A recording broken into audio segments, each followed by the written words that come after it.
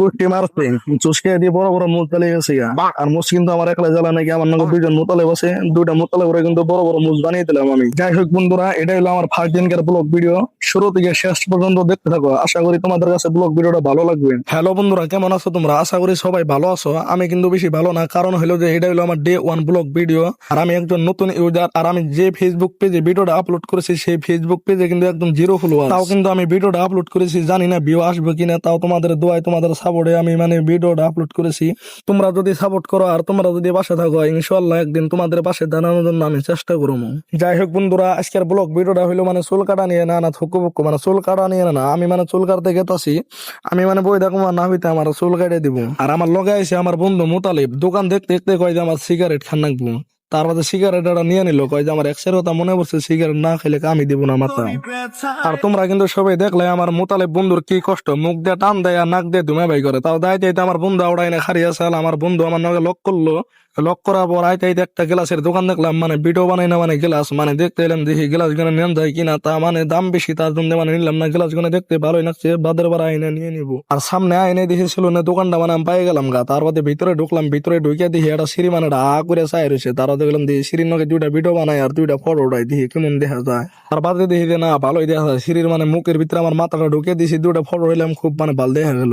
তারপরে সেলুন আল্লাহ বাইরে কইলাম যে চুলগুলো আমার কাটে দাও, কোন ফেলে কাটে দিলে ভালো দেখা যায়, কোন ফেলে সুন্দর হয়, হে ফেলে তুমি কাটে দাও তোমার ইচ্ছা মতন। তারপরে সেলুন আল্লাহ ভাই কিন্তু সেলুন আল্লাহ ভাইয়ের মতন ইচ্ছা মতন করে আমার চুল কেটে দিবেন, ঠিক মতন একদম কুসু বরাবর চুল কেটে দিবেন নিছে।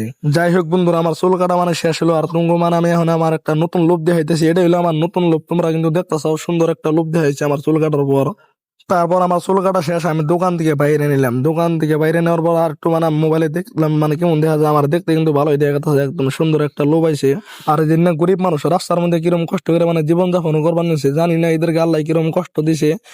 আমার যদি আল্লাহ কোনদিন সফলতা হইবে তাই এদের পাশে দাঁড়ানোর জন্য আমি চেষ্টা করবো ইনশাল্লাহ। তারপর আইতে আইতে সামনে দেখি যে একটা রসের দোকান, তারা দাঁড়িয়ে দেখি যে জিবলাই থেকে পানি ছুটে গেছে গা। দেখে নিয়ে আর কোলাইতেছে না, মুখের দিকে পানি বইরে গেছে গা।